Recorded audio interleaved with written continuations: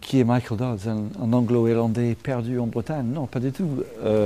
Oui, je suis un passionné de tourisme et j'ai assez rapidement intégré un cabinet de conseil dans le secteur tourisme en Grande-Bretagne. Et puis j'ai créé une antenne d'un cabinet spécialisé dans le tourisme en France. Donc j'étais basé à Paris pendant 16 années, rayonnant la France, essayant d'aider tous ceux qui souhaitaient développer leurs services pour les visiteurs et mieux mettre en avant leurs atouts touristiques. Et donc, oui, je tombe bien. C'est mon pays adoptif ici. Je suis marié ici. J'ai toujours été bluffé par la richesse de la France. Et j'ai beaucoup de plaisir à découvrir tous les coins de la France et essayer de les aider à se mettre en musique.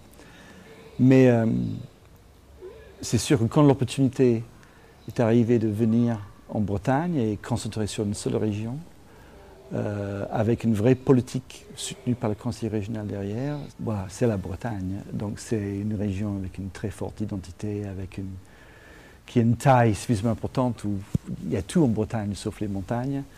Donc une ambition très légitime en termes de développement raisonné de son économie touristique. Et donc c'est une opportunité fabuleuse derrière la marque Bretagne également, on peut vraiment faire des choses. Les gens, les Bretons, les Bretonnes sont également porteuses de cette marque, de cette identité, de cette culture. Et ça, c'est absolument crucial. Ici, il y a des gens engagés en Bretagne. J'avais déjà repéré ça dans mes missions intérieures. Donc tous ces différents ingrédients, je dirais, étaient là. Donc ce n'était pas difficile de me faire convaincre à venir et dédier mon énergie à essayer de le promouvoir avec tous les partenaires. Écotourisme, ou plutôt, pensons plus largement, tourisme responsable, comme on souhaite revendiquer. Non, on n'est pas en train de surfer sur une vague. Je pense que c'est une valeur bretonne. On n'a pas eu trop de difficultés à repérer plus que 120 professionnels clairement engagés, voire très avancés sur ces questions-là. Et cette thématique est porteuse d'avenir pour nous. Donc, c'était quelque chose qu'on avait déjà en tête à valoriser. C'était quelque chose qui était souhaité, qui était inscrit dans l'ensemble des politiques du Conseil régional.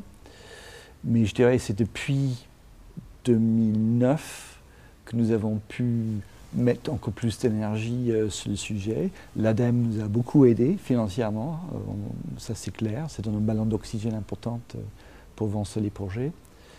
Et comme ça, on a pu constituer une vraie équipe autour de ce sujet et mettre des moyens pour valoriser les initiatives qui sont déjà engagées. Les activités à mettre en valeur ne manquent pas en Bretagne et c'est toujours notre difficulté, lesquelles on va mettre en valeur de l'année en année, sur lesquelles on peut mettre de plus en plus d'importance. Ce qui est clair pour nous, c'est que nous sommes vélo crazy en ce moment. La thématique vélo est très très importante pour nous. Depuis un bon moment, on coordonne un projet de valorisation des voies vertes en Bretagne avec nos partenaires départementaux et des pays touristiques. Et avec la coordination d'un programme européen qui s'appelle Cycle West, qui va se terminer fin 2013. Bref, 2013, on va voir tout ce travail sur la structuration de l'offre, les produits et la communication qui va avec, va voir le jour, il va devenir lisible, je dirais, en 2013. Via nos sites, via nos contributions à un site portail national très intéressant qui s'appelle France Vélo Tourisme, où il y a une forte présence bretonne l'année prochaine. Et les thèmes également de randonnée en général. Nous avons clairement, c'est une vraie carte que le Bretagne a besoin de jouer. Il y a déjà beaucoup d'initiatives et beaucoup d'acteurs rassemblés. Et j'espère qu'en 2013, on va être en mesure de donner une vitrine encore plus importante à ces activités.